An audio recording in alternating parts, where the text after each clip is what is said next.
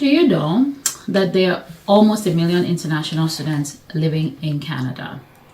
The rapid increase in international students in Canada has been putting strain on housing, healthcare, and other services. And the government of Canada decided to do something about this year. And on January 22nd, 2024 here, there is now a cap on the number of international students that Canada is going to be allowing into Canada. There is a 35% decrease from 2023, and Canada is planning to accept only 360,000 international students in Canada this year.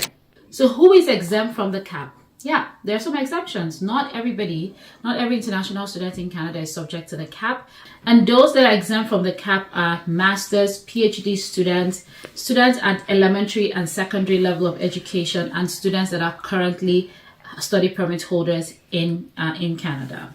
So how will this cap be implemented? IRCC is going to allocate the cap to each province, and each province is now responsible to distribute the cap to each of the designated learning institutions located in their province. With the implementation of the cap came the introduction of the provincial attestation letter called PAL. PAL is now required by most international students that are looking to study in Canada. If you're looking to study in Canada and you are not one of the following, you're not studying at a preschool, elementary school, or secondary school up to grade 12, or you're not a master's or PhD holder, or you don't meet some of this criteria of someone who already is in Canada, and I'm just going to put that on the screen because there's a long list that you should look at to see if you're eligible. So if you look at that list, it has to do with people who are applying for study permit extension, work permit holder, temporary resident who is visiting, or an exchange student at a designated learning institution. You have temporary residents who have completed a course or program that is a prerequisite to enrolling in a DLI. You're under a removal order but can't be removed in Canada at this time.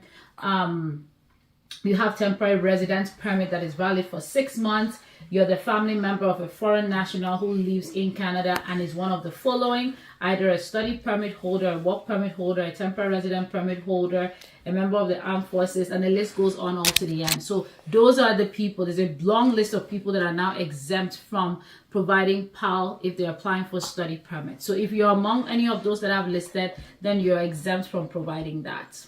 In addition to the cap on the international students, there are now changes to the PGWP eligibility as well. Starting September 1st, students who are registered in part of a curriculum licensing agreement will no longer qualify for postgraduate work permit. In addition, master's graduates in Canada will be eligible for 3-year postgraduate work permit. And why is this news? This is news because prior to now, the duration of your postgraduate work permit is always linked to the duration of your studies. And we all know that there are 1-year master's program, 18-month master program, 2 years master's program, and things like that. Prior to now, it was a maximum of 2 years that will get you a 3-year work permit. But once this new policy comes into place, master's graduate, no matter the length of their program, would automatically be eligible for 3-year postgraduate work permit as long as they meet all of the other requirements to apply for that work permit. So we've talked about the student cap, we've talked about the postgraduate work permit. There was one other thing too that came with the announcement of this cap. It was changes to the spousal open work permit. Prior to this announcement, international spouses of international students studying at a designated learning institution that is eligible for PGWP were eligible for spousal open work permit. However, effective January, in the coming weeks, IRCC has now stated that in the coming weeks, only spouses of master's and PhD students would be eligible for spousal open work permit. Spouses of students studying in other level of education such as undergrad, diploma, postgraduate diploma are no longer eligible for spousal open work permit.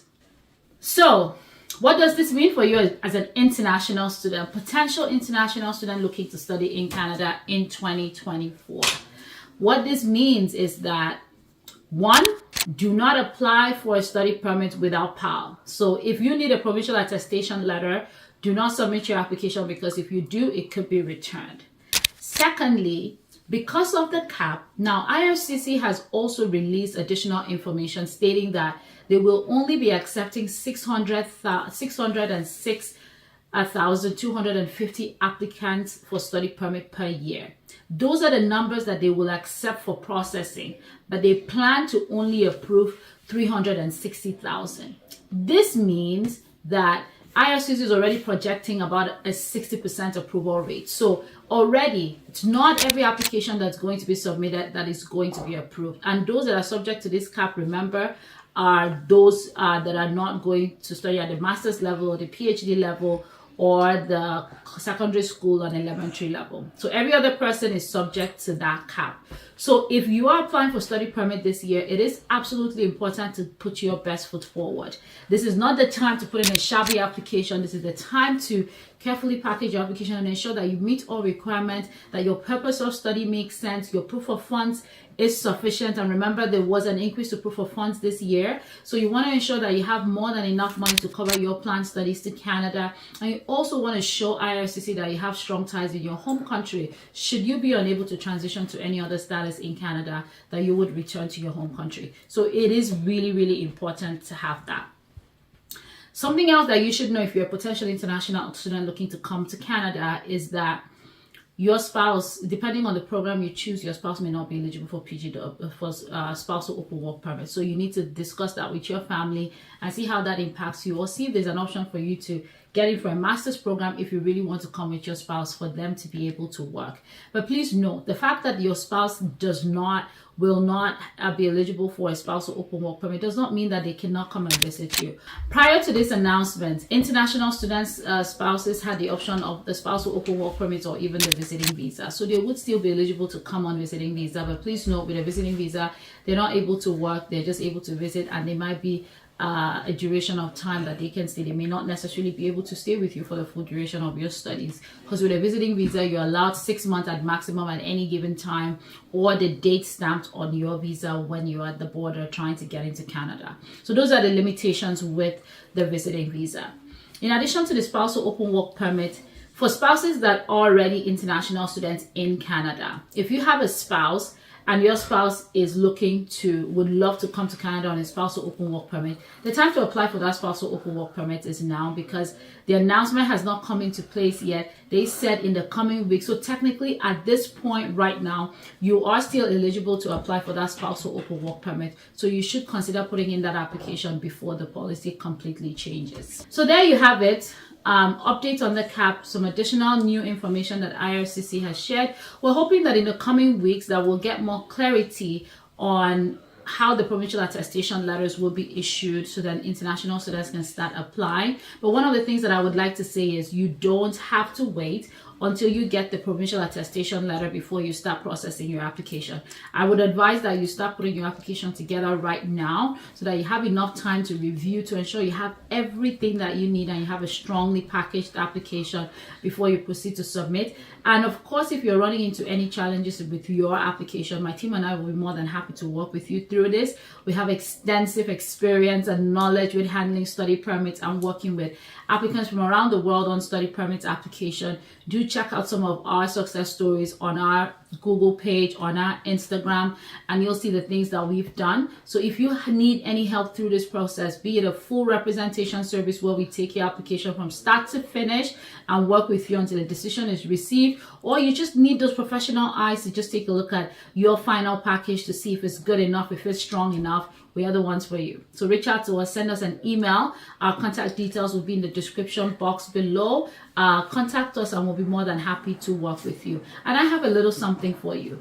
If you are ready to start your application this year, we have a full video that we did on common errors to avoid when applying for a study permit application, and you should click on the link in the description box to access this video, and it would be available for you, and you will not regret having access to this information, because it's really going to help you in the preparation for your study permit application this year.